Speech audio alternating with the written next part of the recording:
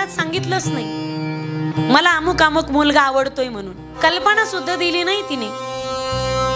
आई बाप पोट भरण्यासाठी काम करतायत, राब राब राबत होती, रात्रंदिवस पोरीला शिकवायचे आणि पायावर उभं करायचे. प्रत्येक माई बापाचं स्वप्न असतं. पोरीला पोरगा आवडला, सत्य घडलेली घटना आहे. पोरगा आवडला पोरीला, पळून जाऊन लग्न केलं. लग्न केल्याच्या नंतर फक्त एक फोन केला तिने, मी रजिस्टर मॅरेज केलंय, कोर्ट मॅरेज केलंय, माझं लग्न झालंय, आणि फोन कट केला. त्याच्यानंतर तिने आई वडिलाचा, बहीण भावाचा, कोणत्याच पाहुण्या रावळ्यांचा नंबर सुद्धा मोबाईल मध्ये ठेवला नाही. आता तिनं स्वतःहून ब्लॉक केलंय माई बापांना. काही इतर धर्मियाच्या मुलासोबत विवाह केलाय म्हणून त्या पोराणीचा मोबाईल हाताळलाय आणि त्याने माईबापांना ब्लॉक केलंय. आता पोरगी जिवंत आहे का मेलेली, तिचं नेमकं झालंय काय हे सुद्धा कुणालाच माहिती नाही. लग्न पळून करताय तुम्ही.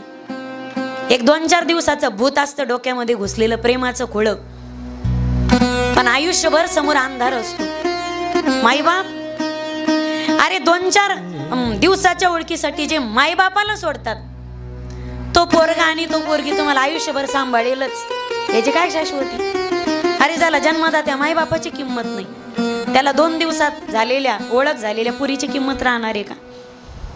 मला माहिती मी रामायणाच्या बाहेरच बोलते, पण हे फार गरजेचं आहे. माईबाप लव जिहाद नावासारख्या संघटना हिंदू धर्म संस्कृती भ्रष्ट करण्याच्या प्रयत्नात आहेत.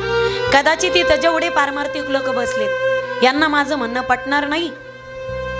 कथा कमी ऐका, पोथ्या कमी ऐका, परिवर्तन गरजेचं आहे. जर उद्या भगव्या झेंड्याचं अस्तित्व धोक्यात आलं, मंदिरात जायची बी परमिशन घ्यावी लागते काय, भीती वाटते मला कधी कधी.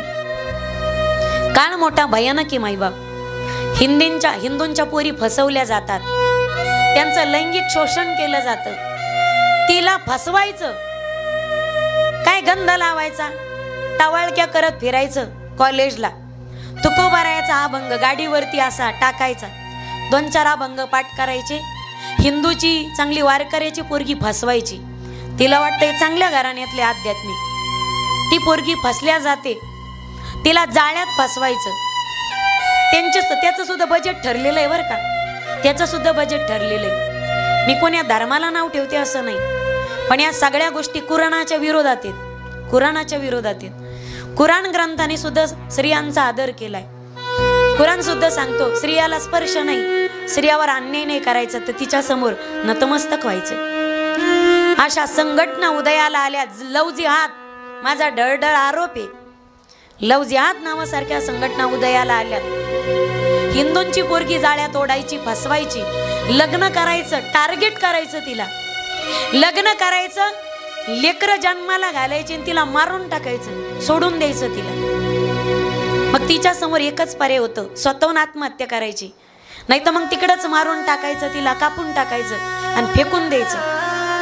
केरळात स्टोरी पहा पोरींनो, अंगावरती काटा उभा राहतो. आतापर्यंत दररोज प्रत्येक दिवसाला बातमी लपून ठेवली जाते. तर मला वाटतं संपूर्ण भारतामध्ये 500 ते 600 पोरी बेपत्ता होतात. 500 ते 600 जातीच्या धर्माच्या नावाखाली बातम्या लपवल्या जातात आणि एवढ्या पोरींना परदेशात पाठवलं जातं. आजपर्यंत जेवढ्या पोरी गेल्या, बेपत्ता झाल्या, परत मिळाल्या, त्याची यादी फार थोडी मायबाप, फार थोडी. भीती वाटते. या धर्माला जिवंत ठेवायचं. हिंदू धर्माला तुमच्या माझ्या हातात काम आहे. तुम्ही धर्माचं रक्षण कराल तर धर्म तुमचं संरक्षण करेल. धर्मो रक्षयती रक्षिताः. तुम्ही धर्माचं संरक्षण कराल तर धर्म तुमचं संरक्षण करेल. पण पूर्वी वाटायचं ना मायबाप बंधनं घालायचे, कोणीकडे गेले, गल्लीत खेळायचं नाही. हे खरंच बरं होतं गडे, हे खरंच बरं होतं. वाटतं कधी कधी वाटतं पूर्वी विवाह व्हायचे, वयात व्हायचे ना, तेच खरं होतं. आज शिकण्याच्या नावाखाली पोरीचं किती तरी वर्ष होत नाही, नको ते कुटाणे होतात, नको त्या गोष्टी होतात. मायबापांनी स्वातंत्र्य दिलं, पण त्या स्वातंत्र्याचा गैरफायदा नका घेऊ माझ्या भगिनींनो. ते येडे नसतात, आपल्या पोरीवर विश्वास आहे म्हणून एक एखादी छोटी गोष्ट कळाली ना तरी ते कानाडोळा करतात का? नाही, छोटी गोष्ट लेकरू सुधारेल माझं. जर मी एक शब्द बोललो तर हिला वाईट वाटेल. आणि आता बोलायची सोय राहिली नाही. बोलावतं फाशी घेत येतं, बोलावतं उड्या टाकीत येतं, बोलावतं पॉइझन घेत येतं. आता बोलायची सोय राहिली नाही. अजूनही पहा तुम्ही, आमचा काळ तरी बरा होता. अजूनही हिंमत होत नाही वडिलाच्या समोर गेलं तर बोलायची. माझी पोरगी भांडती माझ्या वडिलांना. ते म्हणतात तुझ्या आईची टाप नाही अजून मला बोलायची.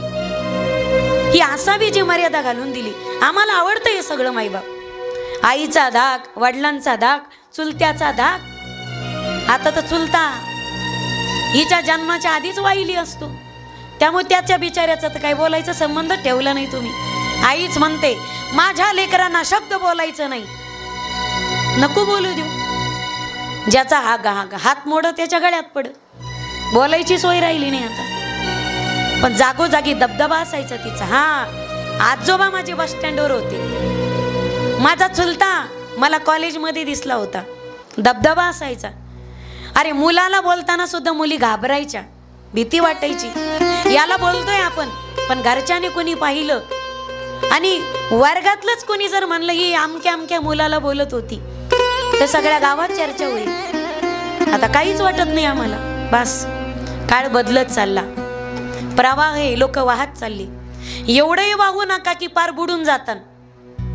आपली संस्कृती जिवंत ठेवा. त्या संस्कृतीचं तर पार कुत्र करून टाकलं आम्ही. कुत्र आणि कुत्र्यासारखी फडफडी त्याची, कुत्र्यासारखे हालेत त्याचे. थेंबे थेंबे तळे साचे, तसे थेंबे थेंबे तळे संपे. संस्कृतीने भरलेला गट आहे, त्याला टिचरं पडलंय. आणि गट जसा भरला जातो थेंबा थेंबाने संपलाही जातो. एवढे वाहवत जाऊ नका की संपूर्ण आमचा गट कोरडा होईल. कोरडा होऊ देऊ नका त्याला. संस्कृतीचं जतन करणं आमची जबाबदारी. त्या संस्कृतीला जिवंत ठेवणं इथं बसलेल्या प्रत्येक माता भगिनीची आणि प्रत्येक माझ्या कॉलेजला जाणाऱ्या भगिनीची जबाबदारी. म्हणून आई वडिलांनी जो विश्वास आपल्यावरती टाकला तो विश्वास संपादन करा ग माझ्या ताईनं. बास. प्रपंच सुखाचा करणं, परमार्थ आमच्यापासून फार दूर आहे अजून. आधी प्रपंच करावा नेटका आणि मग परमार्थाच्या नादी लागा.